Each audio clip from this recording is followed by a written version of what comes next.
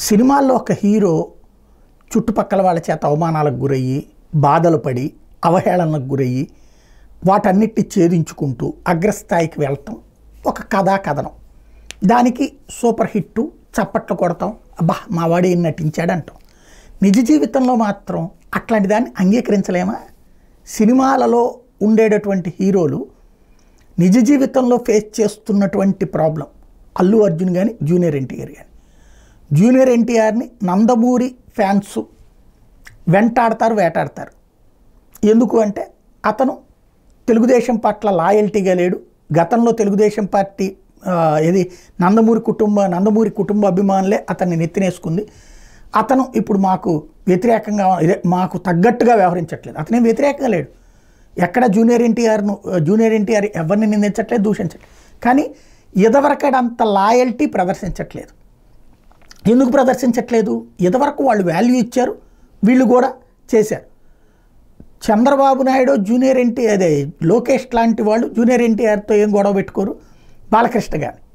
కానీ కింద ఉన్నటువంటి అభిమానులు మాత్రం జూనియర్ ఎన్టీఆర్ నందమూరి కుటుంబానికి బానిసత్వంలాగా వ్యవహరించట్లేదు, లేదా ఆ కుటుంబ సభ్యుడిలాగా వ్యవహరించట్లేదు, అసలు వాడు ఈ కుటుంబ సభ్యుడేంటి అంటూ అతన్ని నిందిస్తారు, దూషిస్తారు, ద్వేషిస్తారు. స్టోరీలు, సోషల్ మీడియాలో పోస్టులు, అతని సినిమాని బాయ్కాట్లు, వాడికి మన సత్తా ఏంటో చూపెట్టాలన్నటువంటిది మన దేవరా సినిమా అప్పుడు చూసాం.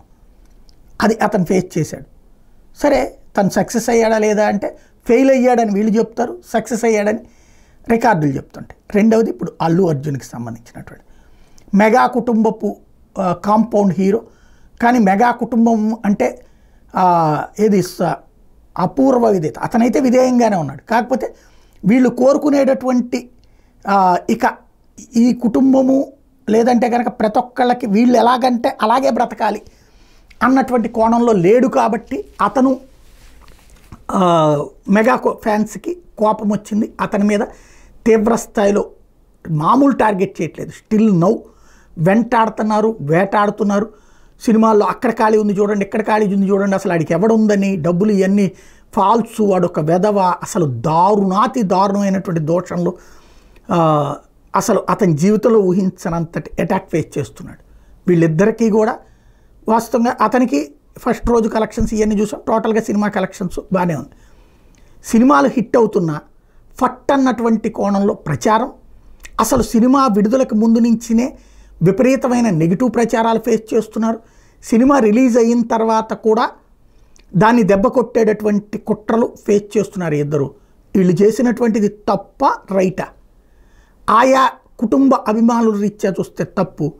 మిగతా ప్రజలు ఏమనుకుంటారు? తటస్థులు దీన్ని పట్టించుకుంటారా, పట్టించుకోరా అంటే తటస్థులు, సాధారణ పబ్లిక్ పట్టించుకోరు. దాని కారణంగానే ఈ కథలు నడిచిపోతున్నాయి.